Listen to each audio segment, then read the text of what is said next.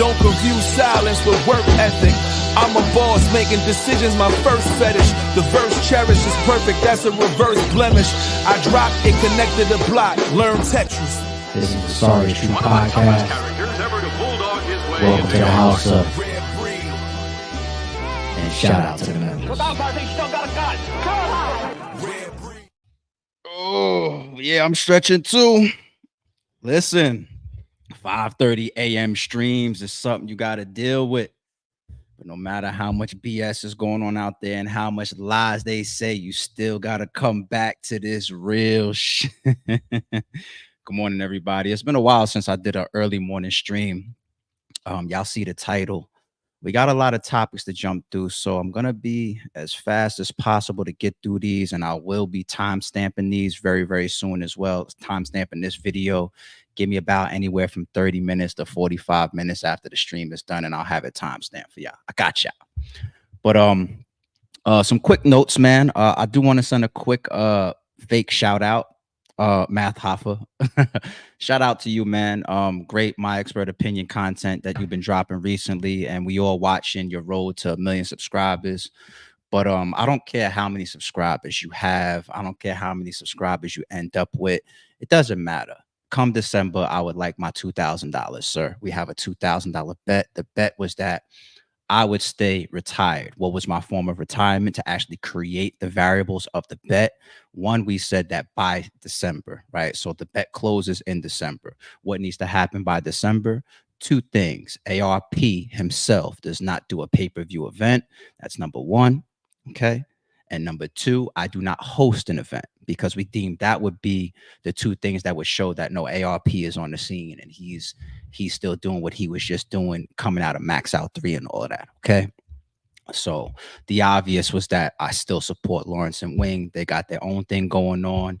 You know what I'm saying? I'm involved with that to a degree when I got to step in and you know, throw out maybe some ideas here and there, whatever the case may be, but they run their own show for the most part, right? I said that a million times. Along with Full Circle. Y'all been seeing Full Circle since 2023, okay? The one-off straight to YouTube battles. It's very clear. It's easy to comprehend, sir. Don't try to wiggle out of our $2,000 bet. It's not a lot of money to you. You got it's a lot of money to me. It's a lot of money to me, but it's not a lot of money to you, Mr. Million subscribers. So I would like my money. Okay. All right. Aside from that, if y'all look in the background, I got a couple new homies with me. You see, I got my man from BioShock here, one of my favorite video game series of all time up there. You know what I'm saying? I got two legends. I got Dalsum and Guile going at it. You know what I mean? Mr. Yoga Flame and Mr. Sonic Boom. You know what I mean? I'm going to continue to maybe swap in and swap out things in the background here and there. I'll have some fun with it. We'll see what's next. But all right, let's get into these topics because we got a lot of them. We got Hurricane Chris versus 50 Cent. We got DJ Akademiks Charges that came up again recently. We got Wack 100 versus Big U. This has been going on for quite some time, but it's bubbling up. It's bubbling up a lot now because their murders being discussed. Of course, Nipsey Hussle is being discussed. You got Black Sam's interview that dropped, which is Nipsey Hussle's brother. So this is really getting, you know, much larger legs. There's a lot more eyes now on this whole Wack 100 and Big U thing. We're gonna touch on that. I did see Mr. Marlon Wayans versus Vlad on Twitter. Their quick war. So we'll touch on that. And there's one that's not in the title that I'll say for the very end, which is just an update when it comes to the state of battle rap, right? I know battle rap more than anything else on this channel that I discuss, and you guys continue to see me drop battle rap related content, whether it's in the form of battles, whether it's in the form of support, blogs. I've done a couple of recaps lately. I've done a lot of promotional things lately. I've done face-offs recently. Me and Stiz did a face-off. Me and Averb came up here and did a face-off before he battled Ill Will on RBE. Big K came up here recently to talk about his upcoming battle versus Tay Rock. So I still do I do a lot behind the scenes, but I still do a bunch even here on the channel related to battle rap. So I do want to keep up with the current state of battle rap. And I'm going to get to that at the end, okay? So in the meantime, let me get running. Right, it's what now 5:50 or something like that, man. We're not gonna wait for 1 million people to come in the chat because most of y'all sleep. Y'all ain't on it like that. Hurricane Chris versus 50 Cent. I don't know how this dominated the headlines the way that it is. Usually when you have a beef, a back and forth like this, you know what I'm saying, and it dominates the headlines, it would have two people of relevance. Of course, 50 Cent is the one that's carrying the energy of this, as far as this being all in the media and being on everybody's discussion points. Hurricane Chris is not really a person that's carrying this into the media. Why? And I mean this with no disrespect. This is the Sorry is True podcast. Hurricane Chris does not have that type of relevance anymore. There's a lot of people on the internet that probably don't even know who Hurricane Chris is. I'm gonna take a shot at my own memory, right? His one hit that I remember, his one song it was the A Baby shit, right? A Baby, A Baby, Bay, A Baby, that shit, right? And that probably came out over 10 years ago. That's the only thing that I remember of Hurricane Chris.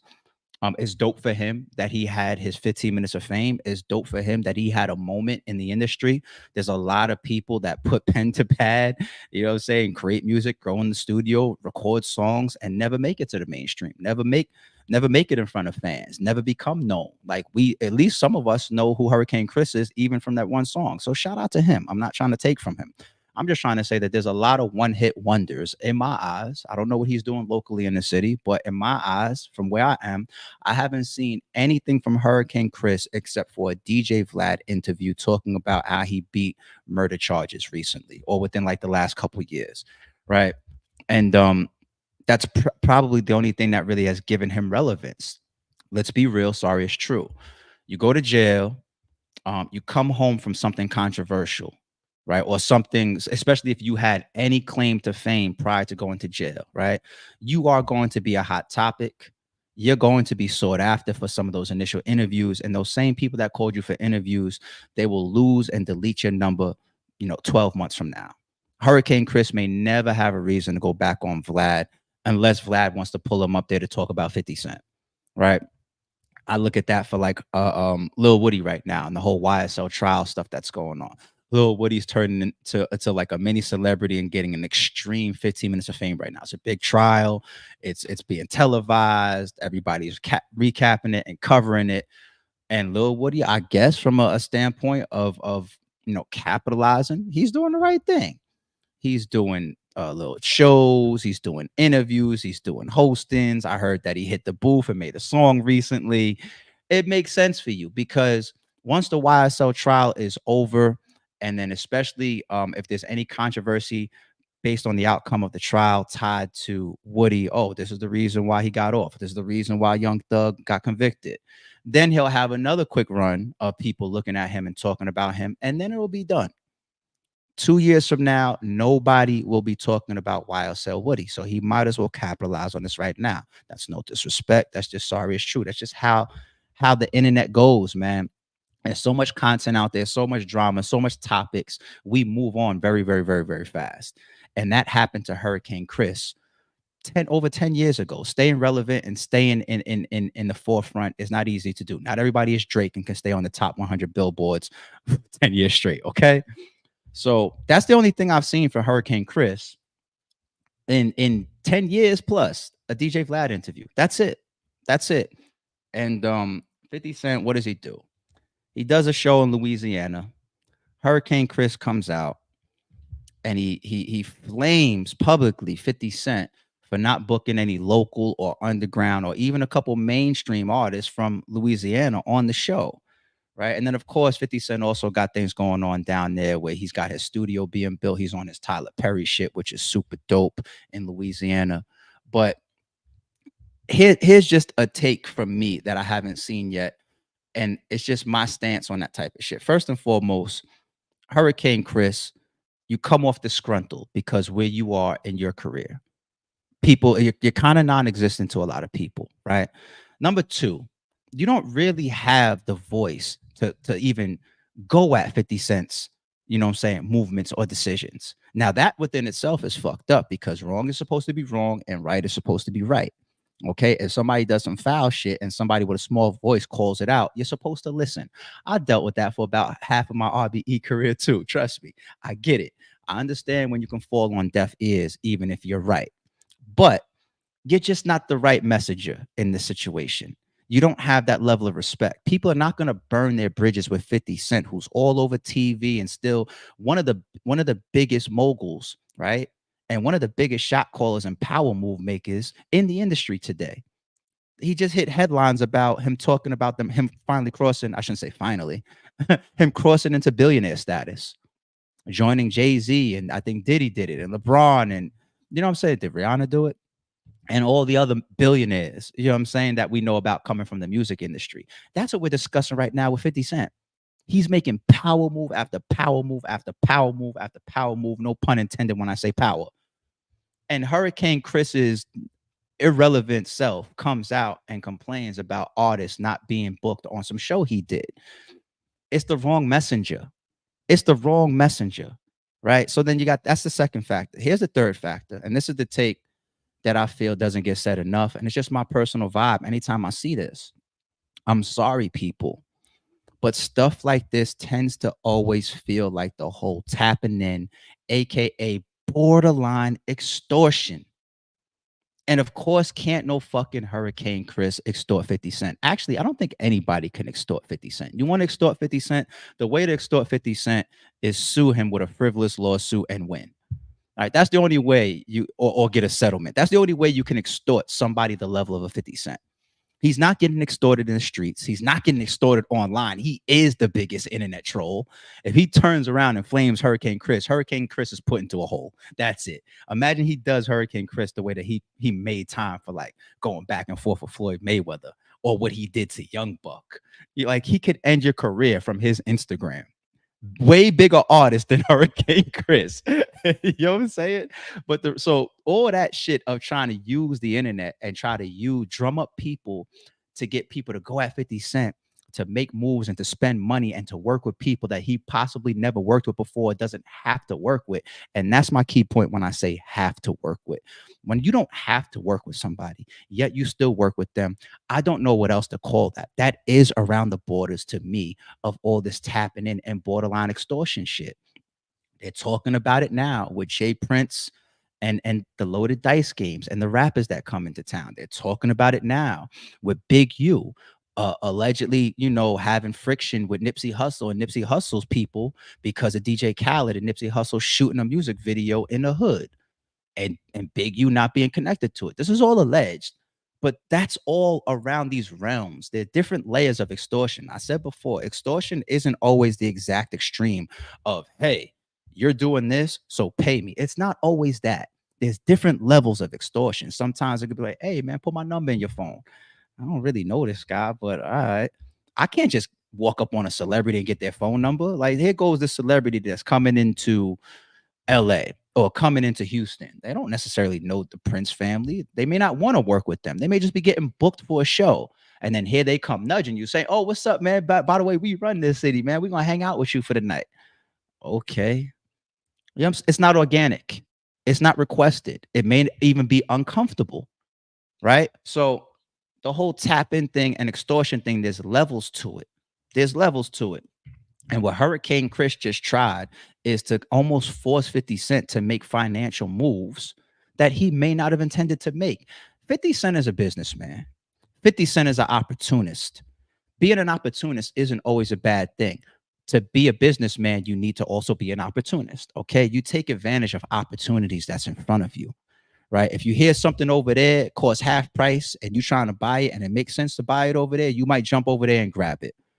There's a whole wave of real estate being cheap in Las Vegas, and you looking to get some property out there on that coast and make some Airbnb investments or something like that, you might jump out there real quick. You might not know nobody out there. You may have never lived out there. You may not have been from out there, but that's your business out there. And we as a people, we as a culture, we have this disgusting mentality of ownership when we don't own shit. Oh my God. Oh, he's talking. We have this disgusting mentality of ownership when we don't own shit. I almost want to say it a third time. My block, my hood. You don't own the shit. It's not yours. It's not your city. It's not your state. You don't even have a mortgage to your own home. What the fuck are you claiming? Once again, our people, man. Our people. You coming into my city and you ain't put nobody on. You coming into my city. You're from there. Your mother birthed you there and you grew up there and you decided to stay there. Good job. It's not where you from, it's where you at. And not where you at geographically, sometimes also where you're at in life. It's bigger than some of these cliche ass sayings if y'all pay attention. If y'all really use y'all fucking minds. Hurricane Chris, who the fuck is you? Let alone you're not even a big dog. To my knowledge, I don't hear nothing about him. You're not even a big dog. You throw a muscle at 50 Cent. The man wants to come into town and do a show. He can come with whoever the fuck he wants. As far as these little surrounding elements of borderline extortion attempts that our people do a lot, thinking that other people are obligated to conduct business differently than they choose to conduct it, right? Here's the thing. If you want to put a tag on somebody to say, yo, you should do this, you owe this, you should book this, you should spend money on that, at least it should be where you're from, the place where you garnered your original support, the place where you grew up, the place where you may have a whole neighborhood or city of people that supported you before the world knew you, before Funk Flex brought you up there, before DJ K-Slade grabbed you, before Cosmic Kev put you on the airwaves, before Big Boy interviewed you, before Sway called you up to do a show, before some of these people helped you get on, or you got called by some big cosign. You know what I'm saying? Before you got next to these areas, if it was that block, that city, that hood, that group of friends, that group of people that walked you from club to club and supported you when you was performing in them hole in the walls, that had your back, that bought your CDs when you pulled up on the corner and copped them out of the trunk, when that supported you at these local festivals, that volleyed for you to get on the opening stage at Summer Jam in order.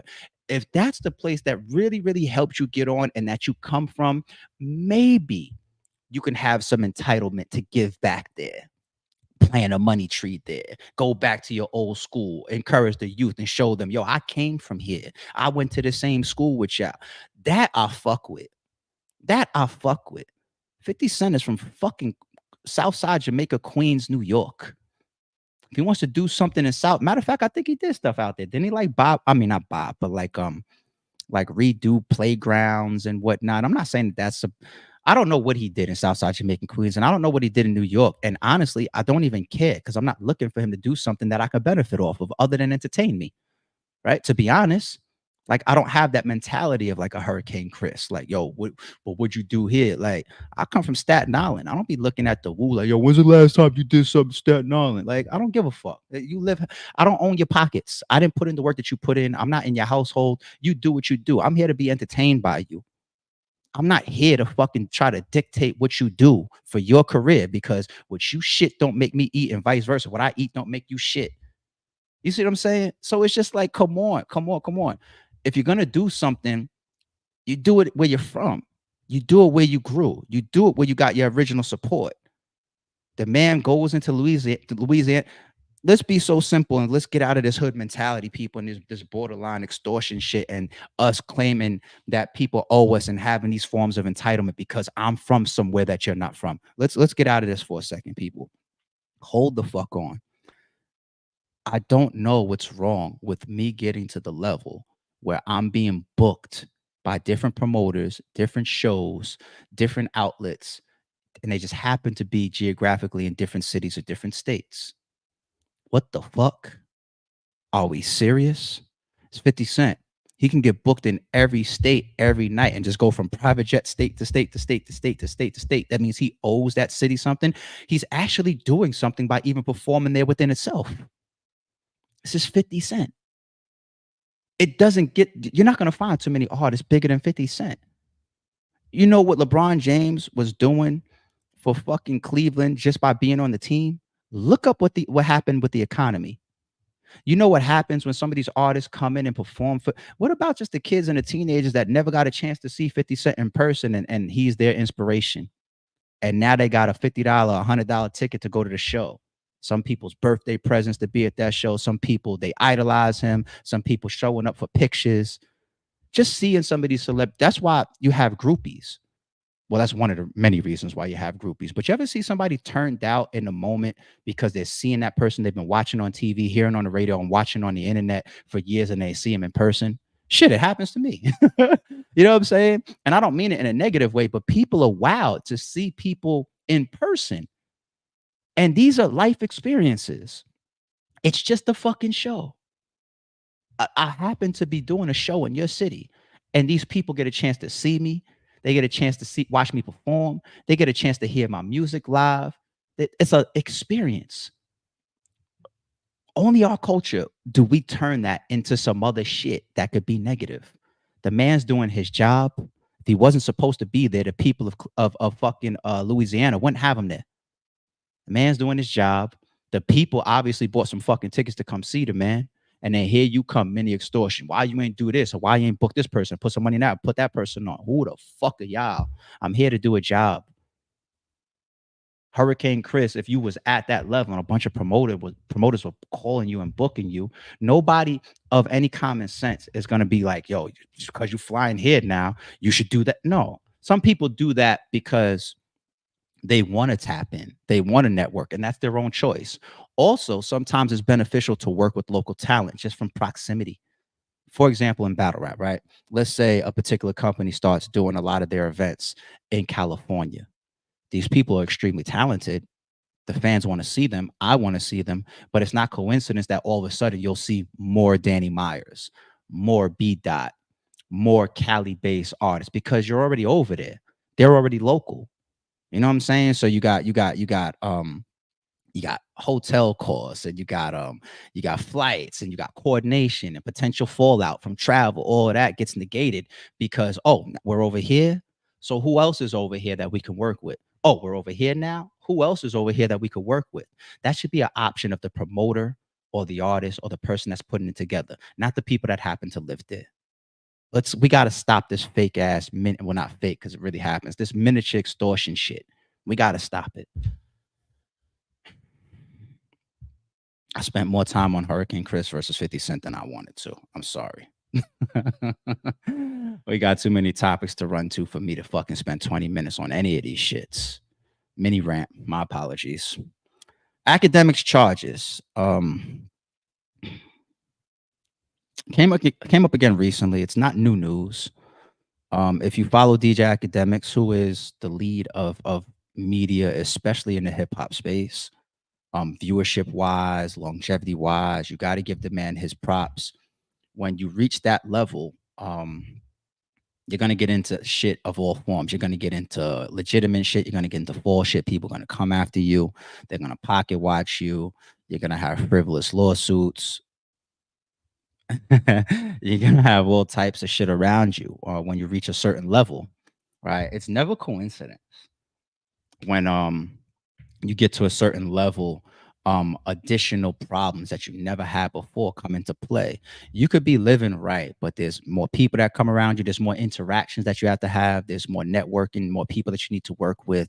That opens you up to vulnerabilities, right? That's one thing that I gained back from my retirement from battle rap, is a lot of doors of access to me get closed, right? Because those doors of access to me, they create problems that I didn't necessarily create directly, but indirectly they affect me. I'll get calls like, hey man, I got this situation going on, man. And it's, you know what I'm saying? And then you'll be put in situations to have to deal with other people's problems. And I never, reverse it.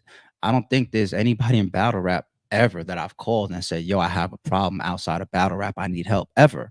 But I've been in front of that on the flip side a billion times. And sometimes I genuinely was glad to be able to help. Other times it's just like, yo, what the fuck are you even bringing me? Especially if I didn't help. It's just like, I have nothing to do with that. Like what are you talking about? And that's just personal shit. At a business level, you have more exposure, so more shit to interact with, deal with, more rooms of error, things that can go wrong as well.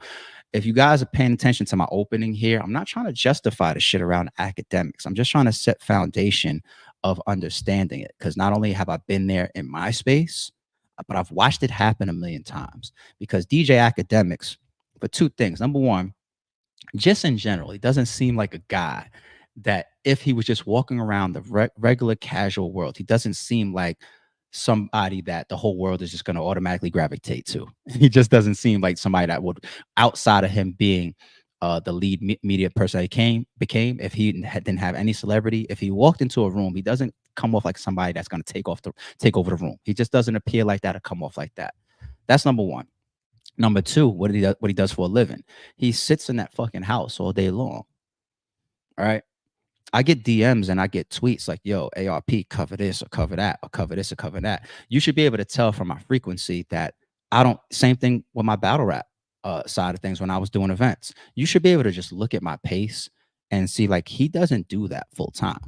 He's not paying his bills by streaming. If I was paying my bills, if my mortgage had to be paid by being right here on camera with y'all, I would be here for 6-hour-long sessions, 7 days a week, just like Akademiks. Sometimes I miss topics because I can't even make it to camera. I can't. I'm here 5:30 in the morning because I'm looking at my schedule today. I'm like, oh, this will work. I'm being real.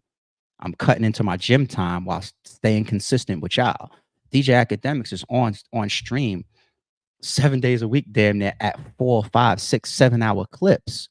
So even his lifestyle, to me, right, it's gonna put him next to a lot of shit where he's gonna be saying shit all day long. He's at a certain level. People's gonna come at him. He's garnered a large level of success.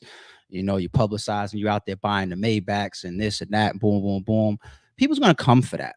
Like I said before, I think frivolous lawsuits are a form of the coward, the broke, or the lazy coward's ways of getting by or having moments financially.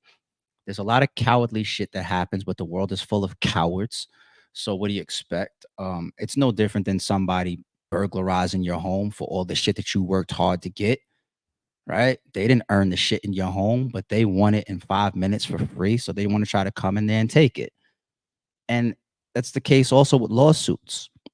Now, the two lawsuits that Akademiks had to rehash recently, I listened to his breakdown on them. And when he gets into his mode of there's certain things I can't say, I believe him, because that's how it is when you're in the middle of a lawsuit. You can't say everything.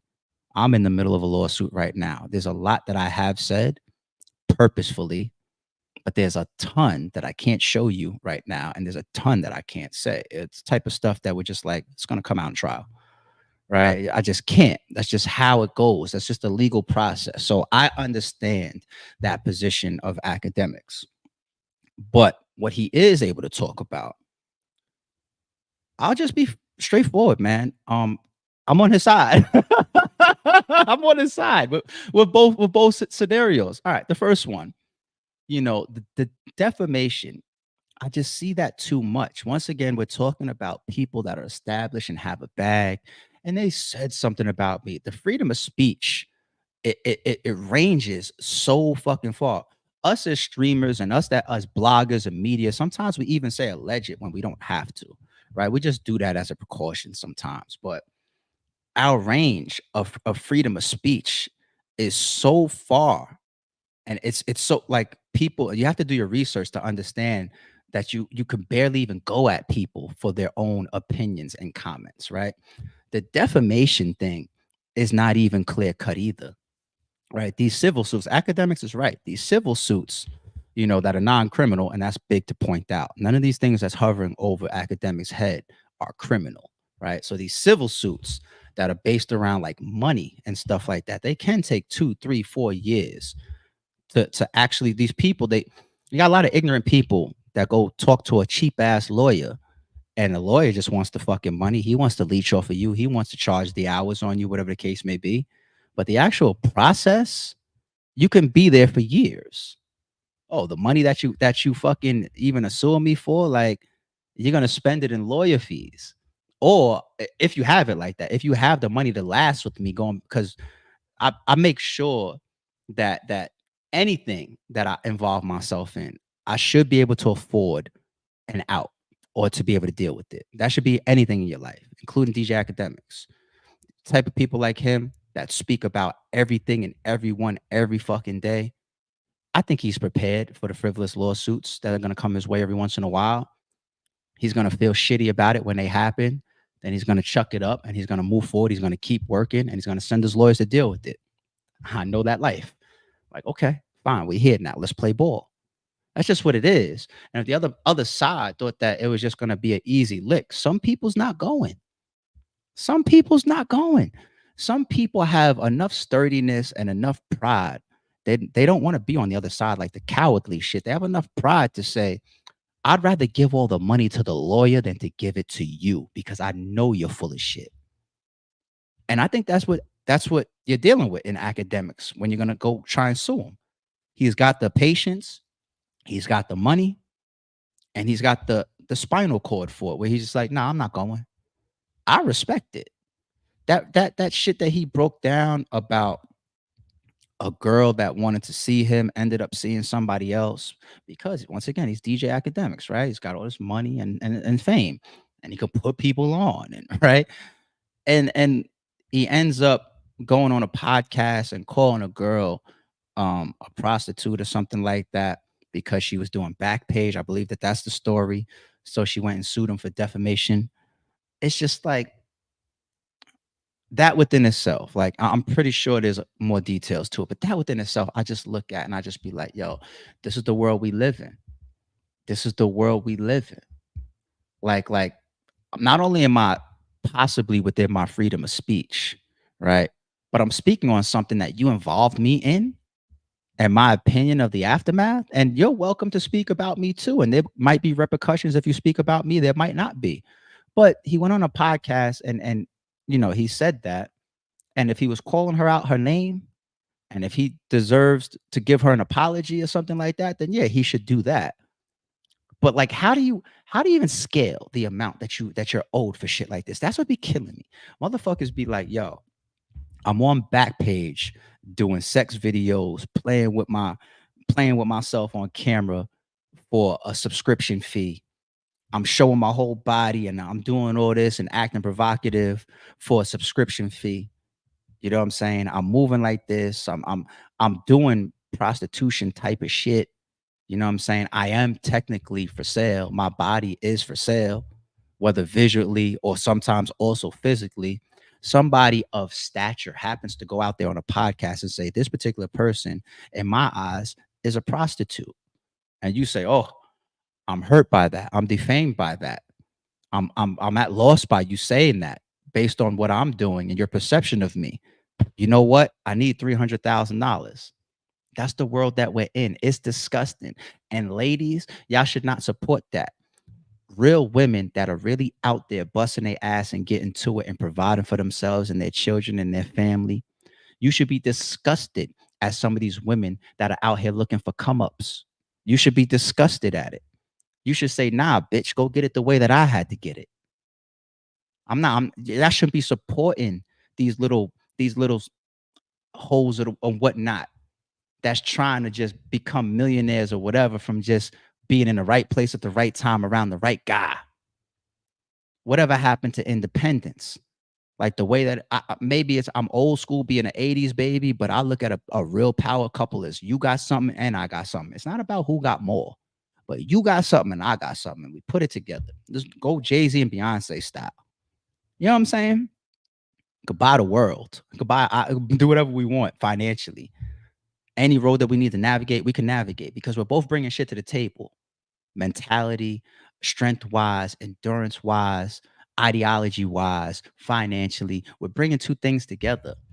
We're dealing with a whole phase that is winning. I remember the days where plastic surgery you got dissed for, and I'm not killing people that you know alter their bodies or whatever, because if it truly helps your self-confidence, not because the internet pushed you there or Instagram, but if you truly inside need help with something and that thing changed your life, I'm not against it. I'm really not. I don't want to be that guy, right? But we see all this shit being so rampant out here. 80% of y'all are doing it for the gram. And I'm not just saying that as the cliche saying. A lot of y'all run into these bullshit ass fucking doctors just for the gram. You know what I mean? And y'all saw the video on World Star the other day with what's her name? Sukiana or whatever? Selling herself and then getting into the argument in the hotel with the guy. She's butt ass. Y'all see that shit? But that's winning. That's okay. I come from an era like if that video comes out on you before, like you're untouchable as a woman. Like all men are turned off by you. Hoes are winning, and you don't have to do nothing to try to get rich. There was a stat I saw on a podcast. No disrespect to the hardworking women. Obviously, y'all wouldn't be respected. Y'all would actually respect what I'm saying. There was a stat that said a majority of millionaire and rich women in the world come from divorce. You know what I'm saying? Now, once again, if you help build something, yada, yada, yada, cool. But this come up mentality versus independence is what kills me. And I think it's all tied to these people that try to open frivolous lawsuits. They just look at academics or whoever. Oh, you got a Maybach. Oh, you got this. You got that. You got some money. Cool. $300,000 because you was on a podcast and you called me a prostitute.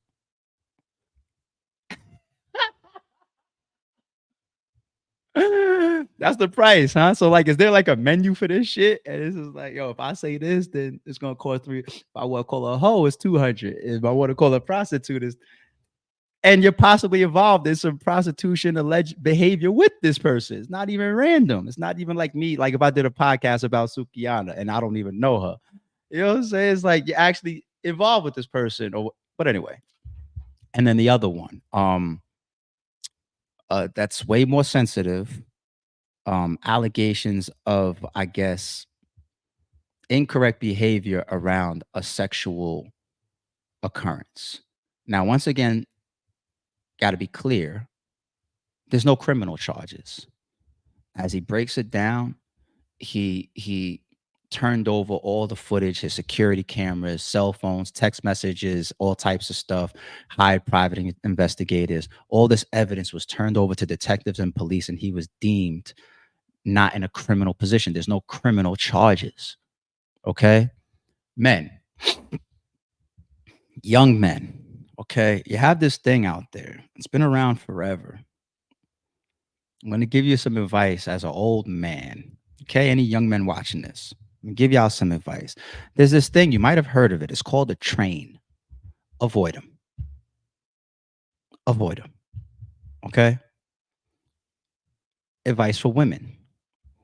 Ladies, unless that's what you really want, right? And I think there's a lot of young women that think they might want that and they won't. They'll think about it later on and they'll possibly feel ashamed of it, right? But unless that's what you want, ladies, don't be the only girl trying to hang around 2, 3, 4 different guys. Be in a more grown-up scenario. Put yourself in a more grown-up situation. All right? When we see these videos online about yo, what's up? She got some friends or whatever. That's what we do when we teenagers and we young and shit. You need the alley-oops. Yo, tell the friend to bring a friend and all that type of shit. The alley-oops, that's young shit. It's rampant. It's young shit, though. If you want to move like an adult and if you want to stay out of trouble of these type of sorts of what academics got into, right? That's what it comes from.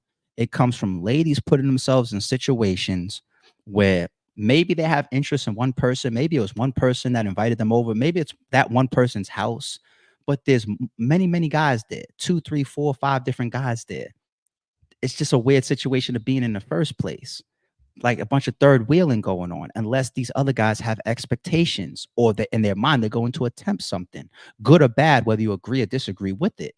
Right. So you're putting yourself in a compromised situation. And fellas, trains off of kids.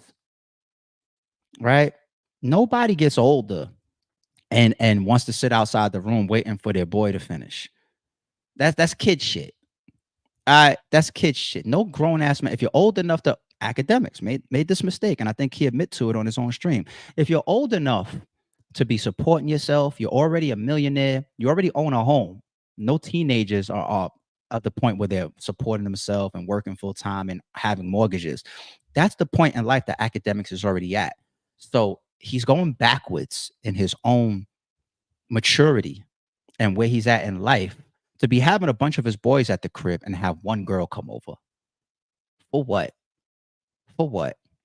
If my boys is here and that one girl comes over, number one, I'm either telling them to get the fuck on. All right, y'all, we had our fun as fellas. Now it's some different, like, get out of here.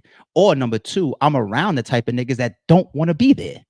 They just like, oh, you got shorty coming over. All right, I'm out. Shame for me. I'm out. I got somebody else. I'll go pull up at my shorty crib over here then. You know what I'm saying? So it's like, I think that was the real mistake. And you know, it's costing him the time, the drama and the stress right now. There's nothing criminal, but you know, I think the train thing is really the whole culprit of all of this. And for academics, you know, to be in that situation, that's the learning lesson there. People, you need to avoid it, both on the woman's side and the guy's side, as we explained.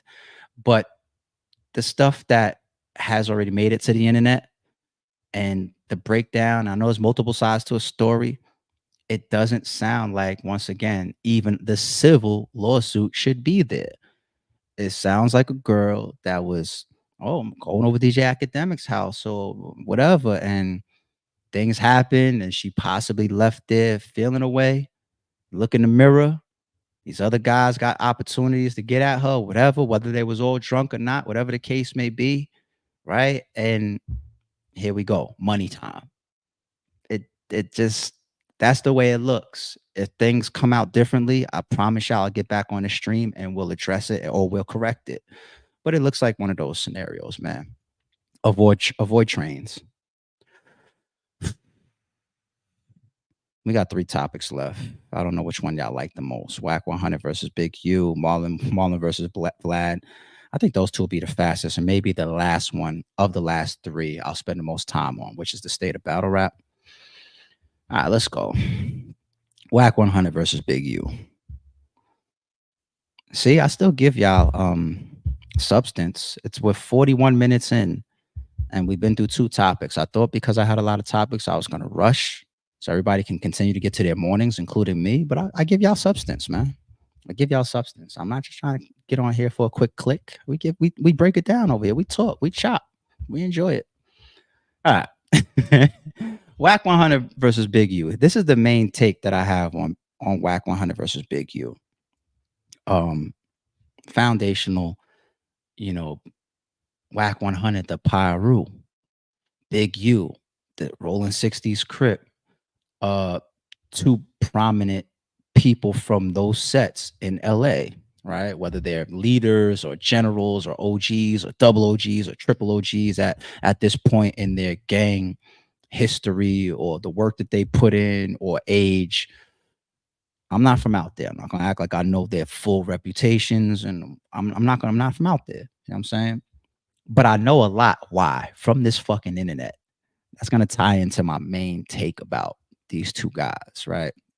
Now, with all of this stuff that is drummed up recently, especially after Black Sam's interview, where he's alluding to friction, you know, between some person, people are alluding to Big U, right? And Nipsey Hussle. One, because Big U was allegedly beat up or lost a fight to one of Nipsey Hussle's friends, somebody named Factz, that was like a week or 2 later killed in front of like a weed dispensary or something, like in a drive-by shooting, right? And once again, here I'm not supposed to know all of this type of stuff, right? But I could be wrong. We could all be hearing things wrong, but we're all being brought into murders and stuff, right? And that's going to be a part of my main take. So friction there, and then friction of Nipsey Hussle frontline and DJ Khaled to not be extorted because he was shooting a video in the hood, right? So Wack 100 is making a lot of serious allegations on Big U. Big U comes out the other day. He does a live stream or a Instagram live, and he addresses it. He steps up to defend himself, and that's how it is. I've been in those shoes, man, where it's like I want to ignore something, but then you watch it from afar. You watch it get legs. You watch a lot of people start talking about it. You watch lies turn into truth, and then it's like, oh no. I gotta speak up for myself. Fuck that. You know what I'm saying? That's the position that Big U just was put in from not just from Wack 100. If that could have been swept under the rug and nobody would have picked up the stuff that Wack 100 was alleging, that's just what would have happened. The whole internet reacted to Black Sam's interview and Wack 100's follow-up And it put so much pressure on Big U, in my opinion. The internet made him speak out. So he addressed it. And when he addresses it, what does he say? He says things like, him and Factz, Nipsey Hussle's friend that was murdered, never had an altercation. So right there alone, you got Wack 100 saying, Factz sat him on his pockets. That means that I put you on the ground. You know what I'm saying? I knocked you out, knocked you down during a physical altercation. Right? Big U is saying we never got into it. Completely night and day. That means somebody's either wrong, not even like partially wrong or misconstrued. Somebody's 100% wrong or 100% lying. Okay. And it's being put around somebody that was Nipsey Hussle's close friend that Nipsey Hussle raps about and memorialized while he was here. Right. And that is tied to friction because he himself was murdered around the time where he allegedly was beat up or lost a fight to Big U or with Big U or won a fight with Big U. Right. So that one. And then you got Wack 100 continuing with the Black Sam interview and them calling out things that Big U is saying himself. Like when he's asked about publicly about Nipsey Hussle and he says like, that's conspiracy theories. What do I have to gain? I admit with the internet, that's not the best word choice of why you're not involved with somebody being murdered or being killed. To say, what do I have to gain? That's not a great word selection, but I will say this, and this is no disrespect. I actually say this in Big U's defense, because as you see, I'm trying to play devil's advocate and be objective. To Big U's defense, Big U doesn't come across like the best public speaker. Like Big U would never be a lawyer, right? Big U comes off like he would possibly say something that wasn't said well or properly or could hurt him. He doesn't come off like a good speaker. You can hear it in his speech. You can hear it in his word selections. You could hear it in his points. He's not a good speaker. So he might have just got stumbled and said something and just came out bad because he's just not good at it. He's just not good at it, right? That, to his defense, that could be the case. That could absolutely be the case. But he just continued to address Nipsey and the guy Factz and what he actually does do, put money back into the hood, help people get into the NFL, does all types of drives in the hood. And I respect that. And it's true. People are not going to talk about that. They're only going to talk about the negative. But here's the main take that I just have as we continue to watch these two guys, right? They're back and forth. Well, I shouldn't say back and forth, but Big U was up there too, up on No Jumper, talking about this type of stuff. They're doing interviews. They're doing live streams. Wack 100's on Clubhouse every day. Big U's Instagram live and all. And I'm not even going to bring in the angles with this guy Loose Cannon yet. I'll leave that on the side for now because this is all going to continue. So we'll come back and we'll continue to follow this. My main take for this situation is, damn, hasn't our modern day gangster evolved? Isn't it crazy? Isn't it crazy? One of the first gangsters that we've all watched that gained a lot of notoriety, if you were around during those times, probably was John Gotti. I mean, well, then again, you had like the Al Capones and all that, but I'll use John Gotti because there was a lot of talk of him breaking codes of silence, codes of being out in the public, out on the front lines, the way that he dressed, being flashy, being attractive, period, where people are paying attention to you. And our thing is this. Our thing is silence. Our things ain't doing interviews. Our things ain't being on no camera. Our things ain't public statements. You know what I'm saying? Now, I don't know what Wack 100 or Big U has done in their time, criminally, legally, illegally. I don't know. You know what I'm saying? I have no fucking clue what's true. I don't. I'm following this because it's internet stories and internet news that we all take in and consume. I do. I'm of this culture. So I pay attention to this type of stuff. You know what I'm saying? But wow, you got a Pyru and a Rolling 60s Crip, and they're literally going back and forth on the internet playing prosecutor and defendant about two murders, Factz and Nipsey Hussle. Did y'all just catch when I started it with John Gotti and the Mafia? Like, I'm not even just like putting like a bugged out take on it. We are watching two people arguing back and forth. Did you or did you not do the murder? And they're both supposed to be gang members and gangsters. That's the world that we're in now. Now, if I want to play devil's advocate and be objective again, I guess the justification there is because the internet is so powerful, so powerful.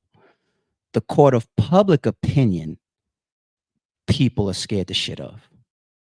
So publicly, something gets legs. Like I said earlier, you watch a bunch of people start saying something. It's like, oh shit, I got to jump on this. I got to get on camera now and speak too. Right. I made that point. So I don't want to be a hypocrite. But the court of public opinion and being coupled with the power of the internet puts these people in the situations where, yes, no detectives or cops, law enforcement knocked on my door. I don't got no charges on me. I'm not being brought into the precinct for questioning. But that type of shit that you would expect the cops to come knock on your door about, I'm already addressing without them because I got a counterpart over here that's on Clubhouse or on Instagram Live or on No Jumper podcast talking about whether I'm guilty of something or not. So, I mean, the first time that Wack 100 really came under fire for this stuff was just working with Tekashi 6ix9ine.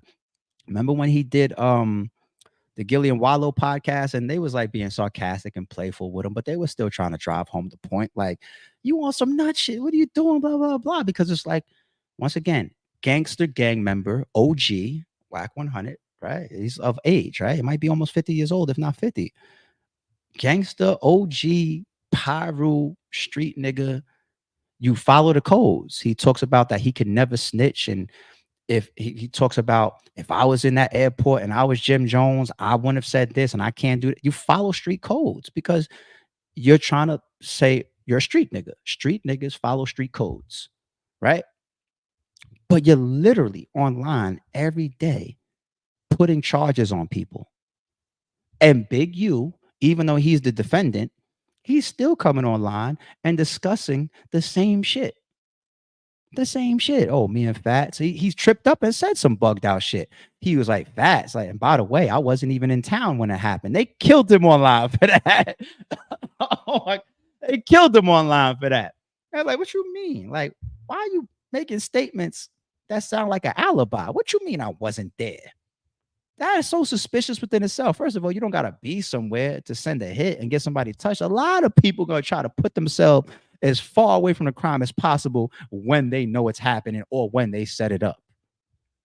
So when Big U said that, that was crazy. First of all, when that happened to Factz, I wasn't in town. What? What? And this is what these guys are doing back and forth online. Now it becomes some of our news. It becomes some of our culture. It becomes a lot of entertainment for people that just get to watch from the outside looking in and just be like, all right, my popcorn, I'm with it. Let's go. Keep talking, keep beefing, keep talking about these murders. It's one of the reasons why drill music blew up. Yeah, keep telling me about all these murders and all this world star shit. I'm here for it. And that's what they're doing. They're playing prosecutor and defendant in the live public, and the cops haven't even knocked on either one of their doors yet. Man, it's got to be so good to be a detective these days. Imagine, the retired old detectives right now in their 60s, 70s, and 80s. They're looking at the new era detectives and they're hating on them. They're like, yo, you mother. It's like us 80s babies are like, yo, I remember when you had to walk up to the woman and actually charm her and intrigue her and then ask her for her number and then have a pen and a napkin and write the shit down on your hand. You know what I'm saying? You motherfuckers is just sliding in DM. Y'all got it so easy. You can see a beautiful woman and you don't even have to have the confidence in face to do it. Person to person, face to face. You can just slide in the DM. Your punk ass wouldn't talk to her in person. That's how these detectives feel watching these new era detectives. Like, we didn't have a fucking internet. You guys are working off the internet. They'll prosecute the crime before you even bring charges. It's crazy. It's crazy, yo. I'm moving the fuck on, man. I'm moving the fuck on. Yo, good morning, fellas. Good morning to anybody that's joined the stream. We 55 minutes in. Oh shit. I remember that online. What's up, chat? I see y'all. A couple more people came in because I guess y'all are finally waking up. But we've been here since like 5:45, 5:30, something like that. DM, we need pages and quarters for the payphones. What? Come on, man. Anyway, all right, let me not turn this into a bitter complaining session about being an 80s baby or something like that. Okay. All right. Marlon versus Vlad. We are 1, 2, 3. We're 4 topics in, so I got 2 left. One that I said is not in the title, which is a current state of battle rap. So I'm gonna try this time to speed through Marlon versus Vlad. I'm gonna try. I think Marlon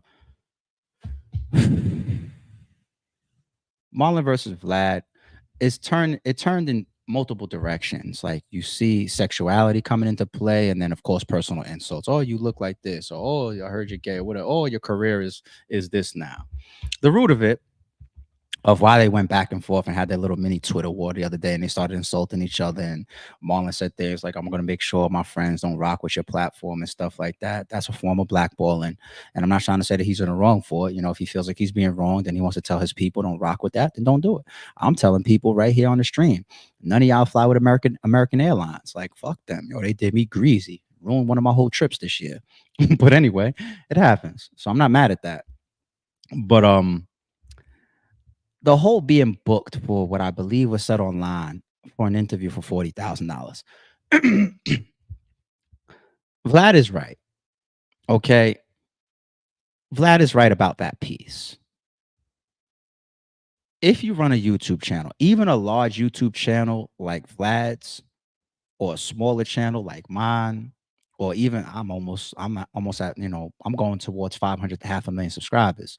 There's people that have 5,000 subscribers, like a way smaller. Like, look up, there's a stat on like 80+% of YouTube channels never even cross like 5,000 subscribers or something like that. Like, it's a small number that get up here with us. And I say that to say, no matter that you're a small channel that ends up getting some viral content, or a big channel that, because you have such a big following, most of the content that you drop, especially if you pair up with like a big name celebrity or a controversial topic, you're gonna do views, you're gonna do numbers. Either one is not going to turn $40,000 for an interview, right? You want to spend $40,000 on an interview? Let me tell you who you got to get. You got to get the Cat Williams shit. But you don't even know that that's going to happen. Like what he did on the Shay Shay podcast early this year. I think they say it's the biggest YouTube interview ever. That's worth $40,000. Okay. The viral nature of that, all the clips that come out of that, the shorts that come out of that, the interview itself, that was a mega money making YouTube video, right? Those are like one in a lifetime type of videos. Okay. Marlon Wayans, he's not going to be as controversial. He's not going to say as much exposing stuff. He can't even do what Cat Williams did, let alone he doesn't have that type of energy around him. Now, to Marlon Wayans' side of it, okay, he could still be very strong in his career. I don't know what his bookings are these days. I don't know if he's under contract right now for a multi-movie deal. I don't know if he's in the middle of a new TV series. He could be. I think he's still a very strong name in Hollywood. I do. But I think the issue there where Marlon is wrong is you don't understand the YouTube side and the interview side. Now, if you want to just charge somebody $40,000 because you feel like, the type of stuff that I bring to you, the residual effect of what you can do with one of my interviews might get you that, or I'm so limited, I'm just creating this own price for me. This is like such an exclusive, but that's not true. You can catch Marlon Wayans doing interviews, right? Maybe you're just coming up with your own number, right? And sometimes you can't argue with somebody for what they think that they're worth, right? On the other side, you can negotiate and you can just say, yeah, bullshit. I'm on the side that actually has to flip this money. I'm cool. So there's nothing about a Marlon Wayans interview right now, unless he's exposing his whole family for some outlandish shit, like some murders or some shit like that, right? You're not gonna turn 40. His interview may not even turn 10,000. I don't even think so on Vlad's channel. I don't think that it does. I don't. right? So that's a misstep between the two. But then when they get online and they're going back and forth about why it didn't happen, that's why I just got legs. And I saw the topic going around, and I got a couple tweets and a couple DMs about the topic, and I don't see it as something major to cover, right? The racial thing came into it. I think that that's corny, right? I think it's always corny to go racial after the fact, after the fallout. Like Marlon Wayans, like, sorry, it's true. I fuck with Marlon Wayans, but it's corny to do the whole like, oh, you're a colonizer, or you're just misusing the culture. You're just trying to pillage and rape the culture. But if you guys was able to negotiate a right number, you would have still been right there on that platform. You know what I'm saying? So I'll be thinking like that after trying to, oh, now I'm a dickhead. Now I'm corny. Oh, now I didn't take care of you. Now I'm broke. Now I didn't fuck you up the walls now because I left you. You know what I'm saying? It's that type of shit. And that's always sorry it's true. We gotta call a spade a spade. That shit is corny. You know what I'm saying? Vlad, though, he's gonna come under fire because he knows he's always looked at like that. He's always treated like, the possible culture vulture. Because he does more hip hop culture and black culture than anything else. He has a lot of other cultures on his shit, but his primary focus is hip hop culture and black culture guests. You know what I'm saying? And him being white, he's always gonna have that cloud over him. So knowing and being somebody that has gone through that multiple times, to actually then get on Twitter and go back and forth with him on anything around that type of subject, whose side are people going to jump to? Especially when you're arguing in front of a fan base that's probably the people that care about it is of the black culture, is of the hip hop culture. Vlad's not going to win that public debate. All he's going to be able to do is just, prove his point, right? So I don't got a huge take on that, but I think it's very, very important to say, ain't no Marlon Wayans worth no fucking $40,000 for no interview. and Vlad, I don't know if Vlad started it by coming out and calling him out for that.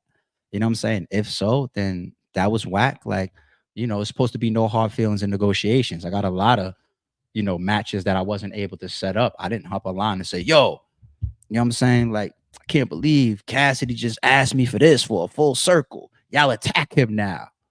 What am I trying to do? I'm trying to use the fans to pressure you into lowering your price? Nah, move the fuck on. It'd be one thing if for some reason we start disrespecting each other. But negotiations are supposed to never be taken with hard feelings. Negotiations are negotiations, and that's before, during, and after. If before, right, there's anything that's misaligned, it's part of negotiations. During is where you're supposed to sort your shit out to the point where you shouldn't have a problem, and after be the worst part. It's like, you signed it, you clown.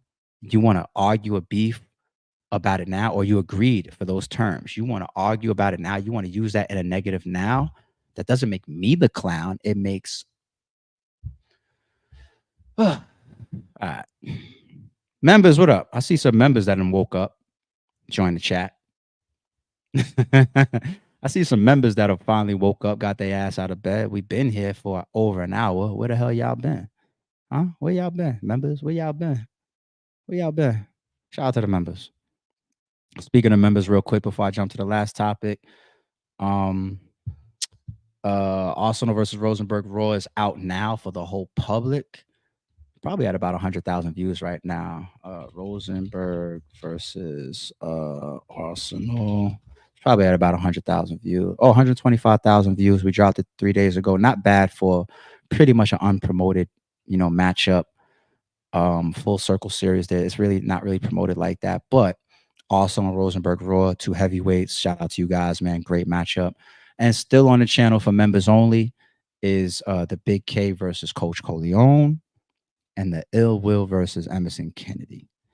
Right, I know Ill Will wasn't anywhere close to his A game the other night versus Easy to Block Captain. But when we drop him versus EK, some of y'all are going to redeem Ill Will and say, okay, that from now on, that's how you drive. Ill Will's had some of those missteps in his career. He did it with Payne. He did it with Rosenberg. He did it now with Easy to Block Captain. There's no excuses. If he dropped the ball, he dropped the ball. Ill Will himself doesn't make excuses, and I think we all respect him for that. But I got something dropping to remind y'all of who that man is. who that man is. You know what I'm saying? I call him the best battle rapper for a reason. So drop ball, but redemption video for him and his fans on the way. Okay. Been here ghosting. Why do we have members in the chat ghosting? Members ain't supposed to be ghosted, man. Y'all supposed to be the most active on the channel, man. All right. State of battle rap. The state of battle rap, we're gonna do our little spot check-ins about this. We came off of the trenches event. That was a very, very good event. That Easy versus Ill Will, it was an entertaining battle. Serious Jones versus John Jonathan on 3 days prep was a very good battle. And then there was Hollow versus Av.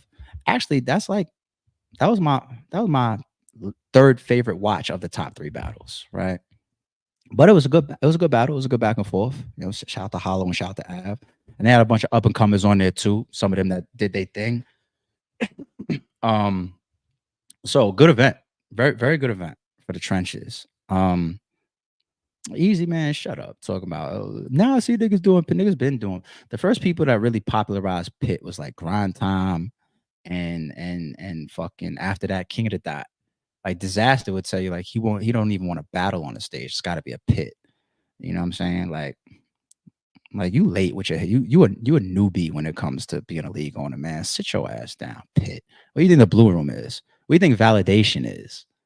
You know what I'm saying? Validation before you was even rapping, let alone league on. Sit your ass down, Easy.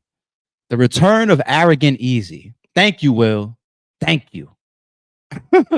He was quiet as shit after the Charlie Clips battle. Now he has a stellar classic performance. And now the real him is back. This is arrogant, shit talking ass, over cocky, Easy to block captain. Thank you, Will. Now shout out to Easy. Not Easy gonna be like, oh, you taking shots at me. I fuck with you, man. But you know, you funny sometimes, man. Easy, you funny sometimes. But now shout out to Easy, shout out to the trenches. King of the Dot. It's this weekend, right? 2-day massacre event. You could argue card of the year thus far, based on my memory. I think you could definitely say that. I think it's card of the year thus far. I mean, with all pound for pound, it's just got a ton of talent on it. Right. I'm most interested in day 2, Big K versus Tay Rock.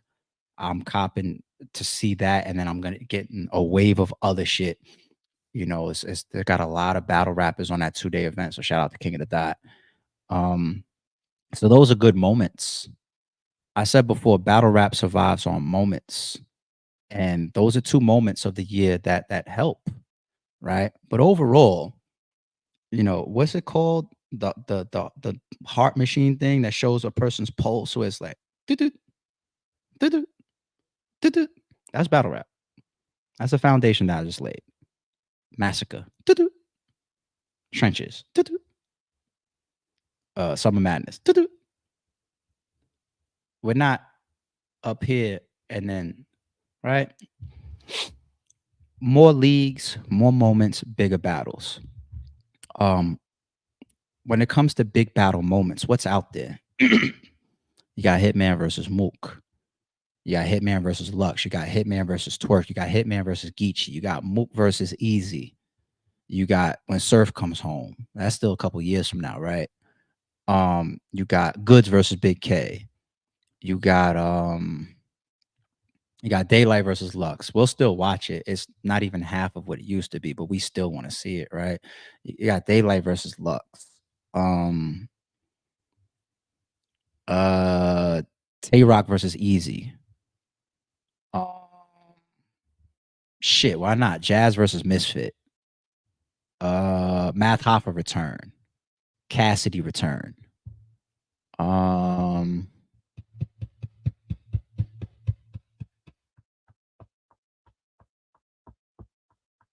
going blank. I tried. I really, really tried. You see, I went to the ladies and everything. I'm really, really trying. Those create moments, right? Let's talk about, before I get into some money talk, let's talk about looking around, right? Take my retirement off the board. I know how significant it is. I'm looking around and I'm being told in the conversation that I'm having with some of the biggest to the smallest rappers, I'm being told, like, I get it. I understand. But outside of, take that off the board. I seen some of our biggest battle rappers say that this is their last year. Tay-Rock says that this is his last year. Will he stick to that? Will he not stick to that? I don't know, right? But he said this is his last year. Jay Black recently announced that 2025 will be the last champion of the year. Right. I know he mentioned, family stuff and, he wants to, kids and all that. And I respect that and I take that at face value. I take that as the truth. Then I see the decline in URL, right? URL is having back to back their two, I guess you can call them their worst years throughout like the last 10 years of their run. Right. Last year was their worst year ever. And this year is it's not bad on the side of all the controversy and all that. It's bad from an activity standpoint because where you saw normally it was like one league in URL that were going back and forth for the top spot, like let's say all the years of like URL and King of the Dot. Then it became URL and RBE. You know what I'm saying? Like now it's like multiple leagues that are like doing more battles or better battles or bigger battles than URL. Right now, the Lux and the Nitty, shit, I hope y'all got y'all money because y'all damn near y'all did this for them. Y'all saved them to a degree for the year. The Summer Madness becoming a kings and queens with some of their go-to people that you can just see from the outside looking in. I'm not trying to say that they don't get paid good, but those people, will work with URL and they'll hold URL. Like Tay-Rock is not going to hit them over the fucking head. Like y'all need 40 grand. That's not happening. Right. It's not fucking happening. And I hear things that I won't say publicly about pay grades. Right. Let me take a step back. Why is Mook versus Hitman not booked? Now, money, of course. It always all comes back to money, right? But there was a time when you have RBE averaging anywhere from like 4 to 7 or 5 to 8 events per year, which felt, especially in certain times, like, oh, they ain't super active. Always did it at my pace. Because I didn't put all my eggs in battle rap and it wasn't my primary. I would never depend on battle rap to pay my bills. I've been saying it for years. I personally would never depend on battle rap to pay my bills. Never. This arena is it's like the third point that I've been able to make and use my little my little hospital shit, right? But I remember we used to get fucking dissed for that. Oh, them, we're gonna do five events a year. Why book with them? Book with us, or book with me, or sign with me, or fuck them. Now you look around, it's like y'all on the same shit now, huh? Look how shit goes full circle, pun intended. You know what I'm saying? Like it's different when somebody else isn't paying for it. When you gotta pay for it yourself, you run from Mook and Hitman. Somebody else is willing to put the bag up. You can see every and anything. Of course, makes sense, business logic. But even Mook and Hitman falling out multiple times, and me knowing the things that I know about it, just make me look at it like, yo, what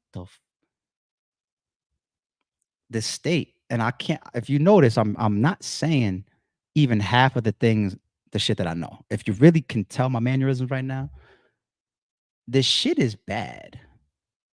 It's bad and it's getting worse. I can't tell y'all everything. It's bad and it's getting worse.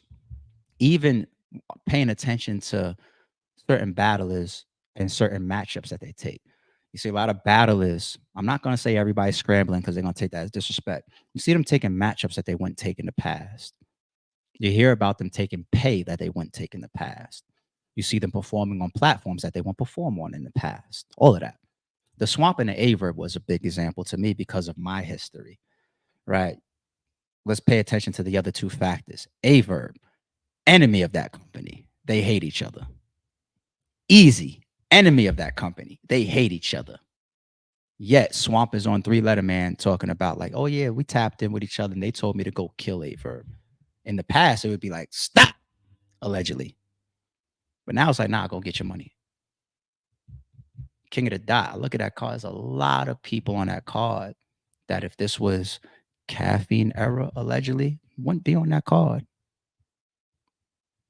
Wouldn't be on that card. So a Big K said, yeah, it's URL for life into the back. You see when he said that shit? Oh my God. Like I'm laughing and I want to see everybody make their money. That's not why I'm on that. Everybody. I've never been a hater on anybody feeding their family. Ever. No matter who you are. But Big K ain't being sarcastic. He ain't being an asshole by saying that. Right? A man is loyal as his options. Okay? A man is as loyal as his options. And if my option is to do this all anti-RBE shit for the right now, then that's what I'm going to do. Even if I'm on the phone with ARP blasting the other side. Right? So I look around and I just see, based on the battlers' movements, based on the league's movements, based on I think the way to rejuvenate battle rap is always you gotta have leaders, you gotta have the top leads. You gotta King of the Dot needs to stay around. King of the Dot over like the last 5 years, they've had like some real big gaps where they like like a year, I think, was one at one point. Like they just went away. All right. And I know Gannick and some of those guys got other stuff going on, and battle rap will do that to you. Put you like some fuck that shit. But for them to come back, and I know they're pairing up another league. And so shout out to them too. I don't want to lead them out. But you come back, you do a card like Massacre. That puts you in the forefront. One of the biggest leagues out, one of the biggest cards out, or the biggest card out. And it's just like staying, right? Now, if they're able to come back again in 3 months and do something else that is of high profile, it comes back to money. And the only way, when I said a lot of those earlier matchups that we want to see, and let me get on my Martin shit. Yo, can I get some water? Hurry up. It's either somebody put something in his mouth, my zipper is stuck, or what's the one that he did recently because he's back on tour? He said something like just flat out fuck you or whatever. My man Martin. But like when I mentioned some of those matchups that would create big moments, right? The money, obviously. So picture trying to call Murder Mook right now and offer him half of what he's used to getting paid. Do you think it's gonna happen? Picture calling Hitman or Cassidy and offering them half of what they expect to make. Go ask Briz to battle Mook. If you get him to negotiate, you know what numbers he's going to be around? It's just not there anymore. So the conflict of the market of the leagues and the battle rappers is so drastic as far as like the expectation amongst the big battles that can create big moments, that they're not happening. They're not happening. And we've all been a part of throwing the market through the roof, whether it was through competition, whether it's through spending sponsors money, whether it was through overpaying, whether it was through all these different elements that drive the market up. Like even me being there got a lot of battle rappers paid and got a lot of battle rappers paid more. It's a fact, right? And now when the market comes down because of competition not being like that, or because of sponsors not being there, or loss, whatever, all this type of stuff, right? If the battlers are still here and the leagues are still here, right? It was easy for me to go in my pocket and say, yo, don't do that. Here's $15,000. Versus now when I say, yo, just give me a $15,000, $20,000 deposit, and I'll do the biggest battle in the world right now for you. It's like, I can't figure that out right now. It's like, what? That should show you how drastic of a change is right now. Now, I spoke about King of the Dot. I'll speak about URL a little bit more.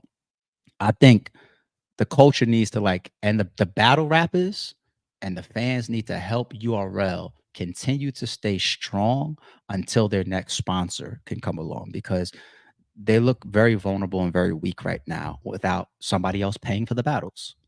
If Harry ain't there or Caffeine ain't there, they look drastically different. Drastically, right? Like they would have booked Hitman and Mook. Y'all seen Beasley and Hitman do a spaces, right? The battle is under negotiations. Why didn't the biggest league make it happen then? Money. Money. Money. That's it. That's it. Right? So until the next sponsor comes along, right? And that within itself could be tough because we're not giving the outside enough to look at. So if we can get a Daylight of Lux, a Mook and Hitman, a Mook and Geechee, I mean a Mook and Easy, a Hitman and Geechee, a Misfit versus Jazz, a Math Hoffa return, Cassidy coming back. You know, Cassidy to come back. Even his interviews will light shit up, right? Then the outside has something to look at. When they look in battle rap right now, like who wants to come drop a quarter of $2 billion in it or $1 million in it? Who wants to come do that? The only person that wants to just drop off a bag from the outside looking in will be like, has to be like a super fan, like a Gerald McCoy. And he's gone. You know what I'm saying? So you're not gonna come across people that just want to do it from a fan side, like a Gerald, right? You don't want people to look in and see business opportunity. All the way at the beginning of the stream, we spoke about 50 Cent. They gotta look in and see business opportunity. Like if you were somebody that had $100 million in your pocket and you wanted to take a small percentage of it and put it in some pockets of entertainment, right? You turn to battle rap and say, "Oh, there's opportunity there for me." People are walking away. People are losing opportunity. People are scrambling. And that's what, you know, the me's of the world know, because we're in this shit and we know this shit and we have a lot of behind the scenes shit. We talk about battle rap every day behind the scenes to people and power players. But from the outside looking in, you don't even know any of that shit.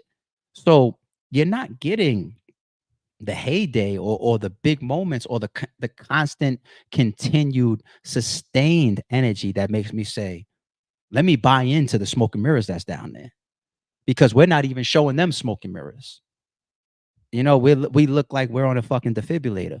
So until some money comes back or a sponsor or something like that, even URL looks very, very vulnerable, right? King of the Dot needs to come back and stay instead of having these gaps. Bullpen needs to continue doing what they're doing. Trenches needs to continue doing what they're doing. Chrome and Rem, we need you back. You know what I'm saying? Oh, I'm going down the line. So then it's eventually be like, oh, you're gonna leave yourself out? Like unless anybody that I just said retired, we need you. Because they be like, yo, you gotta blame yourself too then, ARP. If you're gonna go down the line at all the leagues. I get it. But Bullpen John, he keeps doing he's been very active. So shout out to him. Even Trenches, you know, one thing that scares me about Trenches is when Easy was arguing with Raw. And he's going back and forth and he's talking about some of the behind the scenes business and all that type of stuff. He said Gerald paid for half the card. That came out of Easy's mouth. I wish that Easy never said that publicly. But one thing that people catch until you prove them otherwise, Easy, when they hear that, is that looks like the biggest Trenches card that happened thus far. Like Hollow to Don is one of the expensive guys. Hollow versus Av is a battle that was out there for a second. Easy back, and you know, Easy needs a check. I know it's different being paid versus paying yourself, so I don't know what he walked away with, but Easy still needs a check. Ill Will ain't cheap. Sirius Jones and John and Averb and all this type of stuff. I know around the area that Averb costs, and to come out publicly and say that Gerald paid for half the card, so then it becomes like, okay, Gerald's gone. So what's the next 2 or 3 Trenches cards going to look like when you have to finance it yourself? It's like almost like a URL situation. Like when you have to finance it yourself now, let's see what happens. You know, so it's the sustainability and we just don't turn the money. We don't turn the money. So I know that these doses of reality can come off like a little bit like a downer, but the market balancing out is the first thing. Finding ways to attract these people to come back in, because you see the different ways that these leagues operate when it's not here and that money isn't there. Like it's the moments, and the battle is, everybody says culture, but these battlers aren't gonna slice down their own purses to save it. Like that's not gonna happen. Like you're not gonna see the top 10 matchups available all huddle up and say, let's save this shit. Let's all do a 15-month run or a 24-month run of back to back to back big main events that the whole culture wants to see. And we're gonna raise this whole shit up it's gonna in 2 years. Because anything worth putting money into, right, has to have longevity. So imagine take the top 10 matches out there that the fans would actually spend a lot of money to watch and sell out arenas to see. Imagine we got those consistently dropping for the next 2 years, right? Everybody's gonna turn to battle rap, and Drake is gonna want to come back around, and Caffeine. That's the place to be. That shit is hot as shit, whether it's smoke and mirrors or not. It's hot as shit. But it takes the market being aligned from the battlers and the league side as well. Because once again, one of the biggest battles, if not the out there, that could throw shit through the roof, at least for a big moment, right? Mook versus Hitman. And I'm telling you, the only reason it didn't happen is because nobody got the money to fucking buy it or book it. So, just a battle rap update. All right, it's a 7:15, y'all. Good morning. Appreciate everybody that tuned in. I'll be back ASAP to drop some timestamps on this one. I appreciate everybody tuning in real early. We went 90 minutes with 1, 2, 3, 4, 5 topics. Hope everybody had a good start to their morning. And hopefully I didn't say anything during the stream that offended anybody. But 9 times out of 10, if I did, no disrespect, even though sorry is true.